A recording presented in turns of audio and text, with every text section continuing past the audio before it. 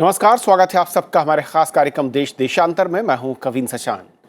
भारत दुनिया की छठी सबसे बड़ी अर्थव्यवस्था और अमेरिका और चीन के बाद तीसरा सबसे बड़ा ऊर्जा उपभोक्ता है।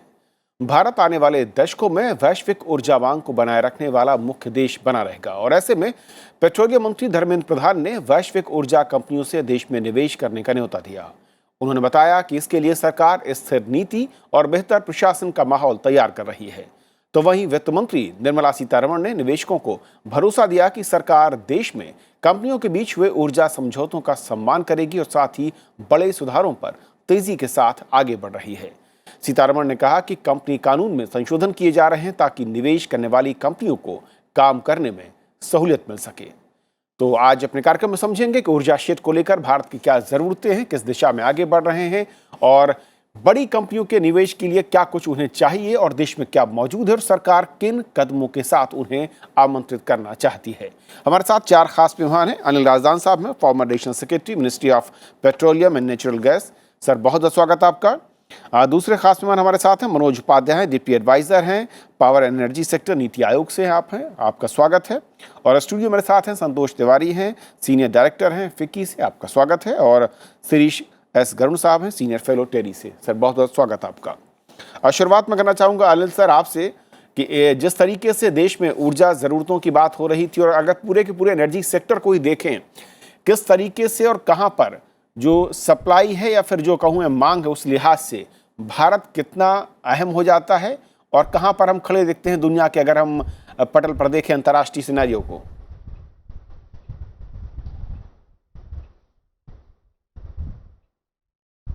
ऊर्जा जो है वो एक बहुत ही, मैं समझता हूँ, बेसिक चीज़ है किसी भी देश की प्रोग्रेस के लिए, इकोनॉमिक एक्टिविटी के लिए और ख़ास तौर पे बिज़नेस एक्टिविटी बढ़ाने के लिए। बिजली की उपलब्धि में अब जो हमारा देश है वो काफ़ी आगे बढ़ चुका है। बिजली जो है आपको पता है हर गांव में पहुंच गई, हर घर में पहुंच गई और शहरों में भी उसकी व्यवस्था ठीक हो रही है। मगर जो डिस्ट्रीब्यूशन कंपनीज़ है उनके जो अदायगी है वो अभी तक ठीक नहीं हुई है, जिसको कि उनको आगे जनरेटिंग कंपनीज़ को देना है और जो पूरी साइकिल है वो अभी ठीक करने में थोड़ा सा समय लग रहा है। और जो डिस्ट्रीब्यूशन कंपनीज़ के ड्यूज़ हैं इन जनरेटिंग कंपनीज़ को, वो एक सिरदर्दी है, वो बढ़ते जा रहे हैं और पैसा जो सिस्टम में जितना आना चाहिए वापस वो नहीं आ रहा है। मगर एनर्जी एफिशिएंसी को देखते हुए हमने काफ़ी अच्छे कदम उठाए हैं और कम ऊर्जा से ज़्यादा इकोनॉमिक एक्टिविटी कर सकें, अपनी जो ज़रूरतें हैं वो पूरी कर सकें, उसकी तरफ हम अच्छी तरह बढ़ रहे हैं। अब जहाँ तक हमारे आयात का सवाल है, पेट्रोलियम पदार्थ है चाहे गैस है, इसका आयात बढ़ता जा रहा है जैसी इकोनॉमिक एक्टिविटी बढ़ रही है। अभी देखा ये जाना है कि आने वाले दिनों में जब हमारी इलेक्ट्रिक व्हीकल्स की तरफ मुहिम चल रही है, उससे बिजली की खपत ज़्यादा होएगी या बैटरीज में जो सामान लगना है उसकी खपत ज़्यादा होएगी, उसमें इंपोर्ट डिपेंडेंस क्या होएगी। और दूसरा इसका जो सेक्टर है वो गैस है। गैस जो है वो नेचुरल गैस, वो पेट्रोलियम और दूसरे हाइड्रोकार्बन जैसे कोल और ये चीज़ें हैं, इससे बहुत ज़्यादा साफ़ है। मगर गैस के बारे में हमारा इस वक्त हमारा सिर्फ 6.2% है कंजम्पशन एनर्जी शेयर में। कुछ साल पहले ये 11% था। हमारे लक्ष्य रखा है हमने 15% जी। अब कुछ देश हैं जिनका अब ग्लोबली करीब 22% है। गुजरात है जैसे एक स्टेट इंडिया में, उसका इस ग्लोबल एवरेज से ज़्यादा है क्योंकि उसने इंफ्रास्ट्रक्चर लेआउट कर दिया है और फैसिलिटीज़ जब तक पाइपलाइंस नहीं है, अश्योर्ड अवेलेबिलिटी नहीं है, प्राइस ठीक नहीं है और उसके आप बाकी जो हेल्थ कंसर्न्स हैं उनको भी अगर बताएंगे तो लोग शायद इसकी तरफ ज़्यादा अच्छी तरह चल सकेंगे। बाकी सबसे एक अहम चीज़ जो एक फ्यूचर में जो हमारे सामने आ रही है वो है जिसको कहते हैं एनर्जी ट्रांजिशंस के, जो फॉसिल फ्यूल डेवलपमेंट से जो ग्लोबल वार्मिंग हो रहा था उसकी तरफ से हम हटते हुए ग्लोबली अब जा रहे हैं cleaner fuels, renewable fuels.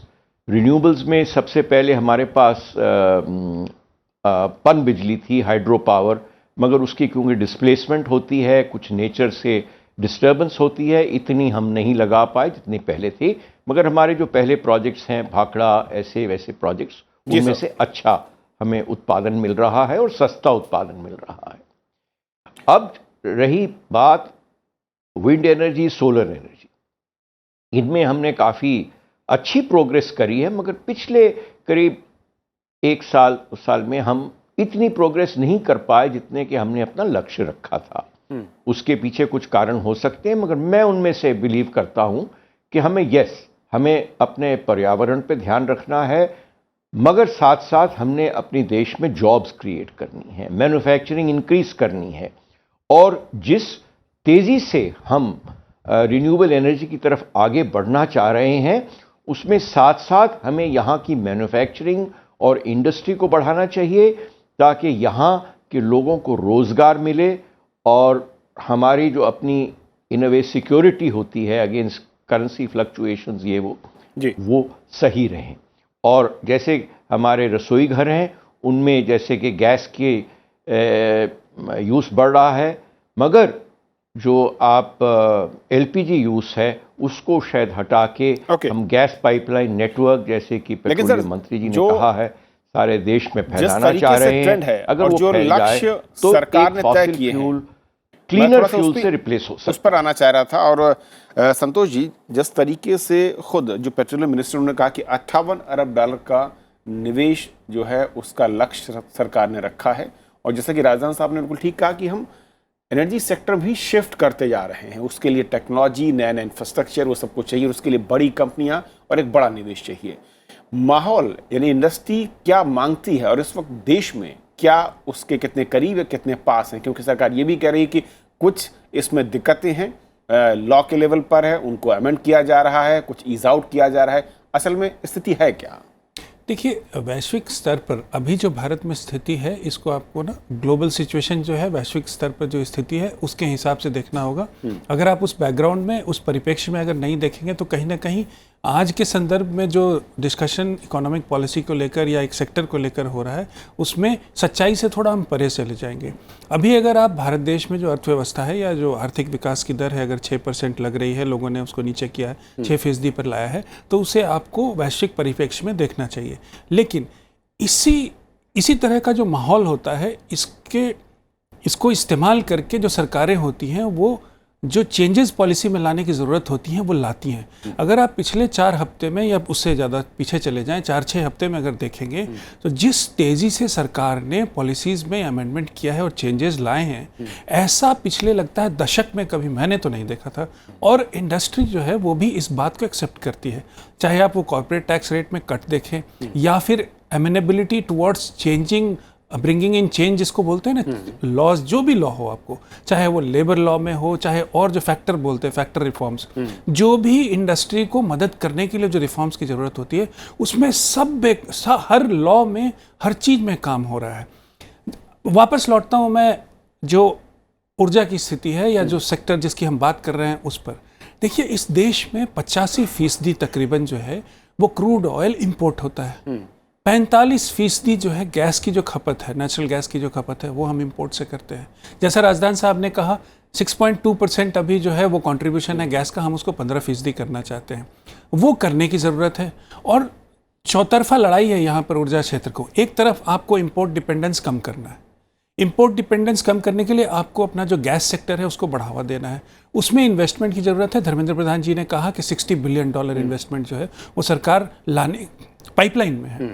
Pipeline में होने के साथ साथ क्या है, जो भी इन्वेस्टमेंट को सही तौर पर, ज़मीनी तौर पर उतारने के लिए ज़रूरत है, जिन लॉज में चेंजेस की, चाहे वो कॉर्पोरेट टैक्स रेट कट हो या ease of doing business scenario बढ़ाने की हो, या गुजरात मॉडल जहाँ पर कि दहेज और हजीरा जैसे जो हैं वो पोर्ट्स बने और सारा इंफ्रास्ट्रक्चर डेवलप हुआ, वो बनाने की ज़रूरत हो, सारे देश में उसको करने की ज़रूरत हो। अच्छा ये हुआ है कि इसलिए कि विकास की दर कम है और लग रहा है कि आर्थिक स्थिति जो है वो कमज़ोर है या हालत ख़राब है, उसमें सरकार ने इसको इस्तेमाल किया है बड़े अच्छे तरीके से। और धुआंधार, अगर मैं कहूँ, अच्छे तरीके से रिफॉर्म्स, जहाँ भी आप देख लें, कोई भी लॉ हो वहाँ चेंजेस। जैसे कहा वित्त मंत्री ने कि जितने भी ऐसे लॉज हैं अभी जो कंपनीज एक्ट के अंदर में आते हैं, जहाँ की लगता है कि कॉर्पोरेट्स जो हैं उन पर उनको दिक्कत होती है उससे, उसमें बदलाव की ज़रूरत है और वो बदलाव हम लाएंगे। हर हफ्ते में देखिएगा आप, वित्त मंत्रालय में मीटिंग्स हो रही हैं और जिस जिस सेक्टर में जहाँ जहाँ ज़रूरत है, चाहे वो 10 पब्लिक सेक्टर बैंक्स थे उनको 4 बनाने की ज़रूरत हो या सेंटिमेंट्स इंप्रूव करने की ज़रूरत हो, सरकार इस मौके का फ़ायदा उठाकर ये काम कर रही है। ऊर्जा क्षेत्र में जो कुछ भी बदलाव आ रहा है और जो कुछ भी चीज़ें बदलनी है आगे, उसमें वक्त लगता है, वो वक्त लगेगा, लेकिन रास्ता सही है, कभी सही रास्ते पे आगे चल रहे हैं। सरीज साहब, जो कि ये बात कही संतोष जी ने, जिस तरीके से कंपनी एक्ट की बात करें, क्योंकि इसको लेकर कई जगह डिस्प्यूट कोर्ट तक गए, ट्रिब्यूनल पर गए हैं, उसके चलते कहा जा रहा है कि एनर्जी सेक्टर में कंपनियां निवेश करने से डरती नजर आ रही हैं। हालांकि सरकार की ओर से जो कहा गया कि इसी एक्ट के 66 में से 40 सेक्शन जो है उनमें डीक्रिमिनलाइज जो एक वर्ड था उसको बदला जा रहा है, उसमें काफी कुछ बदल गया है। क्या ये फैक्टर एक बड़ा फैक्टर था किसी भी कंपनी या प्राइवेट इन्वेस्टर के लिए, उनको रोकता था, हर्डल था, और अगर इसको हम दूर करने की दिशा में सरकार बढ़ रही है तो एनर्जी सेक्टर में निवेशकों के लिए रास्ता ज्यादा आसान है, ज्यादा हम आकर्षित कर पाएंगे? ऐसा है कि वो फैक्टर एक्चुअली काफ़ी इम्पोर्टेंट था, क्योंकि कोई भी गलती हो जाए किसी की तरह से और उसको डायरेक्टली क्रिमिनल बना दिया जाए, और नॉट ओनली क्रिमिनल बट उनको जेल हो जाए या उस तरह से पनिशमेंट मिल जाए, तो वो ज़रा ज़्यादा सख्ती की बात होती थी। और इसीलिए अगर आप ग्लोबली देखोगे तो ये हमारे लिए ठीक नहीं था। तो अभी इस तरह से काफ़ी चेंजेस जो आ रहे हैं, जैसे इन्होंने बताया टैक्स रेट कम हो गया है। दूसरी चीज़, मेड इन इंडिया के लिए हम ज़्यादा ये कर रहे हैं कि ताकि कंट्री में निवेश भी आ जाए, जॉब्स भी आ जाए, और जो इंपोर्ट सब्स्टिट्यूट है, अभी जो बात हो रही है पेट्रोल और डीजल या कोल रिड्यूस करके क्लीन एनर्जी की आने की, तो उसमें रिन्यूएबल का टारगेट और दिया है गवर्नमेंट ने 175 गीगावाट का 2020-22 तक, जिसमें से अभी मेरे ख्याल से 82 के ऊपर ऑलरेडी हो चुका है, और 40 गीगावाट इन प्रोसेस हैं जो सोलर और विंड और हाइड्रो से आने वाला है। तो तो उसमें काफ़ी मतलब बदलाव आ गया है, नई पॉलिसी की वजह से निवेश आ रहा है। हमारे डेटा से लास्ट 1 ईयर में ऑलमोस्ट $500 मिलियन की निवेश रिन्यूएबल सेक्टर में हुआ है, जो प्रोजेक्ट्स में हो, मैन्युफैक्चरिंग में हो। मैन्युफैक्चरिंग के लिए सोलर पीवी का एक बड़ा इशू है कि सोलर पीवी इंपोर्ट होती हैं, जो सोलर फोटोवोल्टाइक टेक्नोलॉजी की ज़रूरत है। तो उसके लिए हमने टेरी ने एक नोट भी दिया है पॉलिसी चेंज करने के लिए, ताकि मेड इन इंडिया हो जाए। उसमें जो भी दिक्कतें हैं, कॉस्ट ऑफ एनर्जी थोड़ी ज़्यादा है, और टैक्सेस की कुछ इश्यूज़ है, जिसकी वजह से लोकल प्रोडक्शन एक्सपेंसिव हो जाता है। तो वो भी हमने उसके ऊपर भी विचार हो रही है। तो कई तरह से गवर्नमेंट ट्राई कर रही है कि देश में बन जाए और इजी हो जाए किसी को निवेश करने की। मनोज जी, क्योंकि जिस तरीके से मैं देख रहा था कि एनर्जी सेक्टर में ही, और ख़ास तौर पर जब मैं बात कर रहा था कंपनी एक्ट को लेकर, जो बदलाव ख़ास तौर पर है सज़ा के बदलाव करके उसको जुर्माने पर लाना, इंटरनेशनल मानकों के लिहाज से क्या हम उसको एड पार कर पा रहे हैं? और ये इस तरह के जो हर्डल्स थे जो कि खास तौर पर एनर्जी सेक्टर में कंपनियों के लिए एक बड़ी मुसीबत रहे हैं, पिछले कुछ बड़े एग्जांपल्स हमारे सामने हैं, उस दिशा में एक बड़ा कदम दिखता है, और उससे कितना निवेश जो है उसकी रफ्तार को हम बढ़ा पाएंगे इसी सेक्टर में?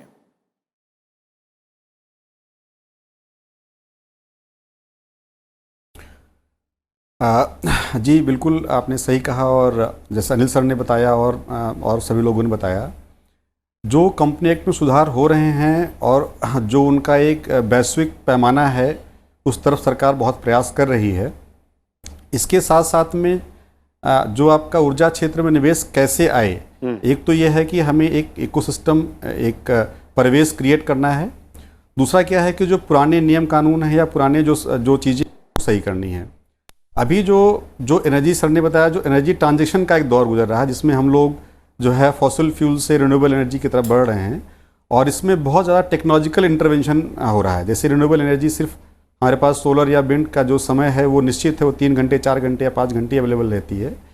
तो इसको किस तरह से 24 घंटे में कन्वर्ट किया जाए और किस तरह से ज़्यादा से ज़्यादा हम अपनी इंपोर्ट डिपेंडेंसी को घटाएं, कैसे हम जो है अपने ऑयल एंड गैस कंजम्पशन को घटाएं और कैसे ज़्यादा हम अपना जो है बिजली क्षेत्र को बिजली को की खपत बढ़ाएं। तो उसके लिए नीति आयोग ने काफ़ी काम किया है और नीति आयोग हमेशा स्वच्छ ऊर्जा के लिए पसंद रही है।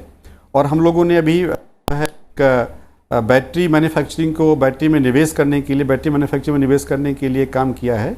अभी वो काम चल रहा है और बहुत जल्दी ही नीति आयोग एक पॉलिसी अनाउंस करने जा रहा है। दूसरा क्या है कि जो आपके पास जो है ट्रांसमिशन, डिस्ट्रीब्यूशन और जनरेशन, जनरेट करके आप ट्रांसमिट करते हैं, फिर आप उसको डिस्ट्रीब्यूट करते हैं। तो जो सबसे ज़्यादा बड़ा निवेश जनरेशन में होना था वो लगभग हो गया, क्योंकि हम लोग सप्लाई और डिमांड में लगभग हमारी जो है सप्लाई अवेलेबल है, पर उसे ट्रांसमिट कैसे करना है और कहाँ कहाँ कंजक्शंस हैं और प्लस डिस्ट्रीब्यूशन क्षेत्र का जो एक बुरा हाल है उसे कैसे ठीक किया जाए। तो अभी तक में सबसे ज़्यादा जो ट्रांसमिशन के प्रोजेक्ट थे वो सब नॉमिनेशन बेस पे दिए जा रहे थे, कास्ट प्लस बेस पे दिए जा रहे थे, जहाँ पर निवेश की संभावनाएं कम थी। अभी 2 साल से सरकार ने उसमें transmission tariff based competitive bidding का जो है काफ़ी ज़्यादा प्रयोग किया है, वो सफल रहा है, जिसकी वजह से कंज्यूमर टैरिफ काफ़ी कम भी हुई है और बहुत सारा निवेश आया भी है। जो डिस्ट्रीब्यूशन का क्षेत्र है वो एक अपने आप में बहुत बड़ा आयाम है, क्योंकि डिस्ट्रीब्यूशन पूरी तरह से राज्यों का विषय बन जाता है, जो जबकि केंद्र सरकार का भी उसके ऊपर काफ़ी ज़्यादा हक है, लेकिन सबसे ज़्यादा राज्य सरकारों का हक है इस पर।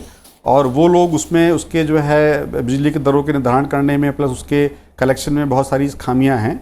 उन खामियों को दूर करने के लिए उदय स्कीम बनाई गई थी और जो कि कुछ हद तक सफल रही। उदय ने अपना काफ़ी काम किया, पर जो एक संरचनात्मक, जो एक ऑर्गेनाइजेशनल चेंज होना चाहिए था, स्ट्रक्चरल चेंज होना चाहिए था पूरे डिस्कॉम में, वो हो नहीं पाया है। उसको लेकर के नीति आयोग काफ़ी काम कर रहा है और ये कोशिश कर रहा है कि इस क्षेत्र में जो है प्राइवेट सेक्टर का इन्वेस्टमेंट फ्रेंचाइजी मॉडल पे लाया जाए, जिससे कि उनके इन्वेस्टमेंट से और उनके जो है एक्सपीरियंस से काफ़ी इसमें जो समस्याओं का जो है समाधान किया जा सके।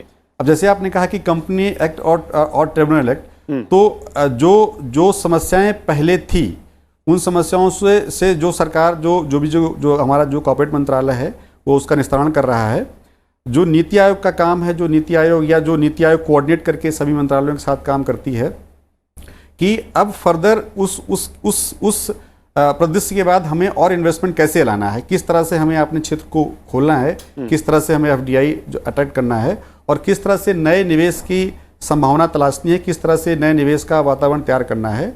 उस वातावरण के लिए हम लोग ने काफ़ी पॉलिसी चेंजेस के लिए सुझाव दिए हैं और अभी जो है बहुत जल्दी ही हम लोग सुझाव दिए हैं। चलिए, उम्मीद करते हैं फाइनेंस को कि एनर्जी सेक्टर में अलग अलग अमल करके लाया जा सके। लेकिन संदर्भ में किस में क्या क्या संभावनाएं सुधार। समझना चाहूँगा कि जिस तरीके से जो तीसरा सबसे बड़ा कंज्यूमर कंट्री इंडिया दिखता है एनर्जी सेक्टर में अमेरिका और चीन के बाद में, ऐसे में यहाँ पर निवेश के लिहाज से अगर देखा जाए, कंपनियां भारत का अगर कंपेरिजन या तुलना, कहाँ से कंपटीशन है और वहाँ से क्या कुछ हम ला के कहाँ क्या एक्स्ट्रा बेनिफिट हम दे सकते हैं जिसके चलते कंपनियां यहाँ पर निवेश करेंगी। देखिए, जैसा प्रधानमंत्री ने कहा है $5 ट्रिलियन इकोनॉमी इंडिया को बनाना है बाई 2024 2024 तक, और उसमें सबसे बड़ा रोल जो होगा वो ऊर्जा का होगा, एनर्जी का होगा। अब अगर आप ये कहते हैं कि सबसे बड़ा रोल जो एनर्जी का है और भारत सबसे बड़ा कंज्यूमर देश भी है, देश होने के नाते क्या है कि यहाँ पर जो मार्केट है उसमें बाहर की जो कंपनियाँ हैं उनका जाहिर तौर पर जो है वो इंटरेस्ट होगा। अगर इंटरेस्ट होगा तो 2-3 चीज़ें होती हैं जिस पर आपको ध्यान देने की ज़रूरत है, जिस पर सरकार ध्यान दे भी रही है। एक जो होता है वो कॉस्ट ऑफ डूइंग बिजनेस जो है वो कम होना होगा, ताकि यहाँ की कंपनियाँ भी जो हैं वो आगे बढ़ें और अपना पैसा लगाएं और बाहर से भी कंपनियाँ जो हैं यहाँ आएँ तो लगाने में उनकी इच्छा हो। कॉस्ट ऑफ डूइंग बिजनेस में 2 चीज़ें हैं। इंटरेस्ट रेट जो होता है वो कम होना चाहिए। इंटरेस्ट रेट कम हो रहा है लेकिन अभी भी गुंजाइश है जो कि RBI कर सके। टैक्स रेट जो होता है, कॉर्पोरेट टैक्स रेट, वो कम होने की ज़रूरत थी, वो सरकार ने ऑलरेडी कर दी है। अब क्या है, पॉलिसी जो फॉर्मुलेशन है और पॉलिसी लेवल पर जो गवर्नमेंट का कमिटमेंट है वो देखने की ज़रूरत है, वो है यहाँ पर।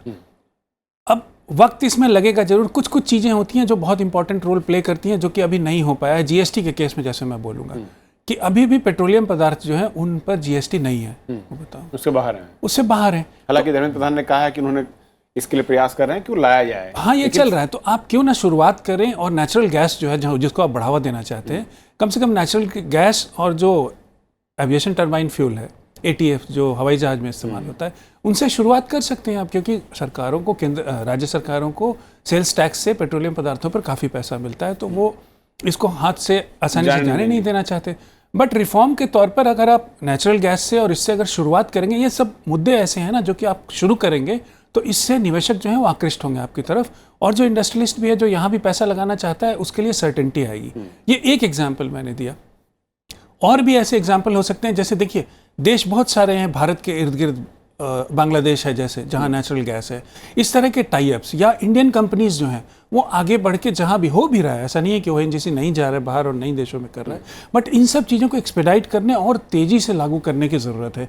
एक कॉम्पैक्ट जो होता है एनर्जी पॉलिसी कंट्री में, देश में जो है खाका उसका बना हुआ है, लेकिन उसको तेज़ी से आगे ले आकर बढ़ाने की ज़रूरत है। प्रधानमंत्री ने कहा कि जो रिन्यूएबल एनर्जी है उसमें 175 गीगावाट उन्होंने ही रखा था लक्ष्य, उसको बढ़ाकर उन्होंने 450 गीगावाट करने की बात की।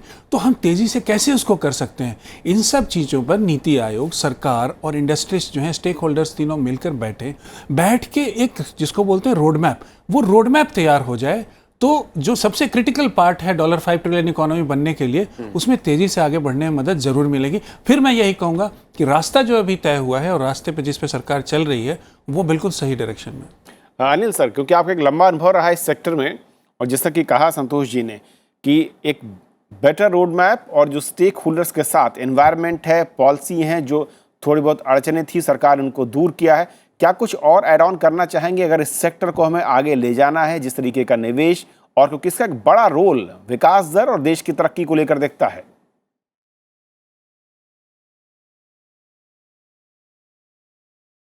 जी बिल्कुल, मेरे ख्याल सही दिशा में डिस्कशन रहा है कि ईज़ ऑफ डूइंग बिजनेस एक चीज़ है, कॉस्ट ऑफ डूइंग बिजनेस जो बताया, मगर एक तीसरा है रिस्क ऑफ डूइंग बिजनेस।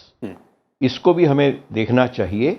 और चौथी बात मैं समझता हूँ, क्योंकि इंडिया डेवलपिंग कंट्री है, फ्री मार्केट इकोनॉमी नहीं है, इसमें ब्यूरोक्रेसी और गवर्नमेंट्स का भी रोल है काफ़ी। तो इसमें अनफॉर्चुनेटली कुछ सालों से कुछ ज़रा डिसीजन लेते में कुछ लोग हिचकिचा रहे हैं, कुछ इवेजन ऑफ रिस्पॉन्सिबिलिटी का कुछ हो रहा है। वो माहौल भी मेरे ख्याल अगर क्लियर होए तो उससे भी ज़रा डिसीजन मेकिंग फास्टर होएगा। बाकी जहाँ तक आपने कहा वो डीक्रिमिनलाइजेशन ऑफ सम या क्रिमिनल लॉ से निकालना है कंपनीज एक्ट के कुछ प्रोविजंस को, वो सही है। बट जहाँ तक मैं अभी तक आज समझ पाया हूँ कि वो ये है कि वो सिर्फ 2 करोड़ की कंपनी वालों के जिनका टर्नओवर है उस पर है और 50 लाख का कैपिटल है।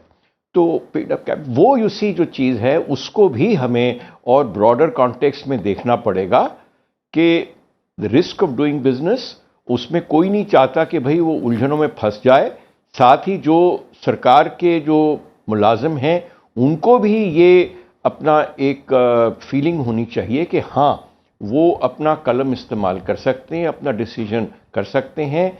और उसमें मैं समझता हूँ कि जितनी हम पारदर्शिता और ट्रांसपेरेंसी लाएंगे इन दी होल प्रोसेसेस, तो उसमें फैसिलिटेशन ही होगा इन द लॉन्ग टर्म। क्योंकि सीक्रेसी के नीचे और ऐसे क्लोज्ड ऑफिसेस के नीचे ही करप्शन बढ़ती है। और मैं समझता हूँ डिस्क्रेशन भी बढ़ता है। इन चीज़ों को हमें कम करना है। बाकी कुछ देखिए बेसिक फैक्टर्स हैं हमारी कंट्री में। आज ये है कि land availability is a major issue, land compensation is a major issue. इतना बढ़ गया है कि कॉस्ट ऑफ बिजनेस बढ़ रहा है। तो उसमें मैं समझता हूँ कि कुछ ज़रा चेंज ऑफ द मॉडल इन विच आप इन्वॉल्व करें, जिसकी ज़मीन है उसको स्टेक होल्डर इन्वॉल्व करें, तो उसमें ज़्यादा ईज़ ऑफ डूइंग बिजनेस हो जाएगा। अवेलेबिलिटी ऑफ लैंड बढ़ सकती है, लैंड पूलिंग कहा गया है, मगर मैं समझता हूं कि उसको जो स्टेक होल्डर है जिसकी लैंड एक्वायर हो रही है उसको एक एन्युटी के साथ साथ उसको उस बिजनेस में एक पार्टनर बनाना चाहिए, ताकि जल्द से जल्द वो इंटरेस्टेड है कि ये प्रोजेक्ट कमीशन होए। बिल्कुल बेहतर सुझाव sir. Successful industry, successful project से जो उसको रिटर्न्स हैं वो जल्दी आए। और इसीलिए वो ये नहीं वेट करता रहे कि मैं जितनी देर प्रोजेक्ट को डिले करूंगा तो मुझे ज़्यादा आमदन हो जाएगी, कॉम्पनसेशंस बढ़ते जाएंगे, ये वो। इस माइंडसेट से हमें मूव करना है कि जो लोग हैं उनको पार्टनर बनाना है बिजनेस में और ईज ऑफ डूइंग बिजनेस में। जब एनवायरनमेंट या जिसको बॉर्डर मैनेजमेंट या बाउंड्री मैनेजमेंट कहते हैं बिजनेस में, वो भी मैं समझता हूँ बेटर होएगी और जो तनाव है आसपास के वो कम होंगे और लोगों को जो एम्प्लॉयमेंट के लिए बहुत दूर भागना पड़ता है, कुछ अशोर्ड इनकम और कुछ जॉब्स उनको वही लोकल लेवल पर मिल जाएंगी। वक्त खत्म हो रहा है सर, मैं एक छोटा सा रिएक्शन चाहूंगा सरीश सर, कुछ और इसमें ऐड ऑन करना चाहेंगे? जैसा कि कहा संतोष ने कि जीएसटी के दायरे से बाहर पेट्रोल, कुछ इस तरीके के नए कदम अगर चाहें तो उससे इन्वेस्टर्स ज़्यादा आ सकते हैं। हाँ, एक और है कि कॉन्ट्रैक्ट्स जो हो रहे, तो मोस्ट जो कॉन्ट्रैक्ट्स होते हैं एनर्जी सेल के, वो राज्य सरकार के साथ होते हैं या डिस्कॉम्स के साथ होते हैं। तो कई राज्यों में ये प्रॉब्लम आ रही है कि उसको ऑनर नहीं हो रहा है, उसमें रीनिगोशिएशन की बात हो रही है। तो उस तरह से एक प्रकार की इंस्टेबिलिटी आ जाती है। तो राज्य सरकार और केंद्र सरकार के बीच समन्वय अच्छी होनी चाहिए और इस तरह के इशू होने ही नहीं चाहिए। तो ये एक चीज़ बहुत अहम है, बहुत ज़रूरी है, जिस पे विचार होनी चाहिए। चलिए, बहुत बहुत शुक्रिया आप चारों मेहमानों का हमारे साथ इस चर्चा में शामिल होने के लिए। और ऊर्जा क्षेत्र में किस तरीके से अब कदम आगे बढ़ा रहे हैं हम, और सरकार ने क्या कुछ सहूलियत दी हैं और क्या और सहूलियत कंपनियां या निवेशकों को चाहिए जिसके चलते इस सेक्टर में एक बड़ा निवेश हो और जो कि देश के आर्थिक विकास में अपना योगदान निभा सके। बहुत बहुत शुक्रिया आप सबका। फिलहाल जितना ही, नमस्कार।